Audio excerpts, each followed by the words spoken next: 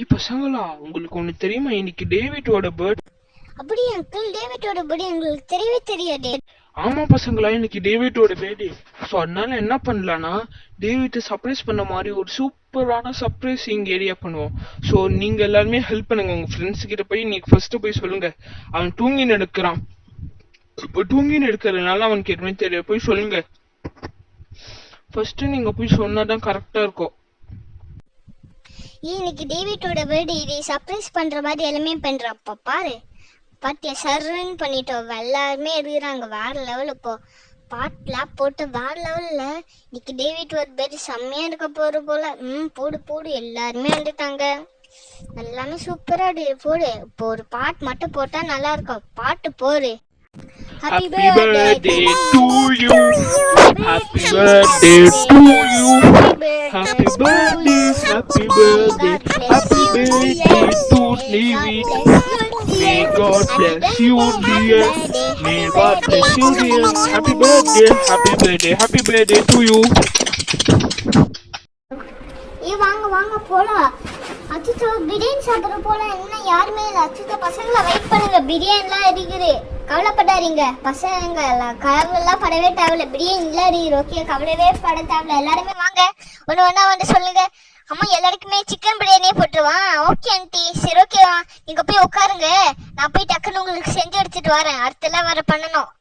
சரி ஓகே. வேறெல்லாம் யாரெல்லாம் வராங்க? டக்குன்னு வாங்க. சீட் வேற ரொம்ப ரொம்ப க்ரௌடா இருக்கு. டக்குன்னு வாங்க, டக்குன்னு சாப்பிட்டுட்டு போலாம். அச்சுச்சோ, பிரியாணியா?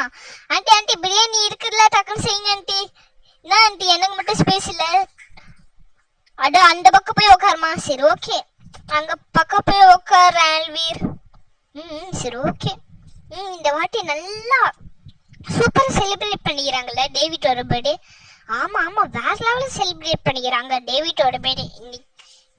மற்ற யார் பர்த்டேயுமே இப்படி செலிப்ரேட்டே பண்ண மாட்டாங்க. இவங்க பற்றி இப்படி பண்ணிக்கிறாங்க. ஆமா ஆமா, நானும் பார்த்தேன். இவங்க மட்டும் இப்படி பண்ணிக்கிறாங்க.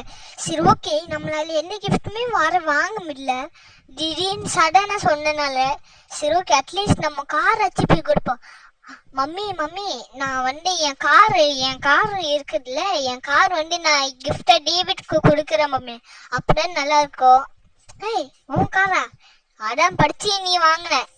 போய் உன் அப்பா கிட்ட கேளு. அப்பா, என் காரை நான் டேவிட் கிட்ட தரேன்ப்பா. அந்த காரை நான் யூஸே பண்ணல. அவனாச்சும் போய் யூஸ் பண்ணுவானா? சரி ஓகேம்மா, நீ அந்த கார் கொடுத்துக்கோ. எல்லாருமே பாருங்க, என்னால முடிஞ்ச கிஃப்ட் இல்லை. என்கிட்ட இருந்த காரு இப்ப நான் டேவிட்க்கு தான் தரப்போல. ஏன்னா டேவிட் என் பெஸ்ட் ஃப்ரெண்ட்னால. இதான் டேவிட், உன் கார் நீனே எடுத்துக்கோ. உன் கார் தான் இனிமேட்டு சொல்லணும். என்ன பொய் சொல்றியா? சும்மா பொய்டான்னு சொல்ற. எப்படி உன் காரை எப்படி என்கிட்ட தருவா? போய் உன் அப்பா அம்மா கிட்ட எல்லாம் ஃபர்ஸ்ட் போய் கேளு. இரு அங்கிள், அவ சொல்றது தப்பு தானே? இல்லப்பா, அவ சொல்ற உண்மைதான். இந்த கார் உனக்கு தான். அவ கேட்டுட்டா.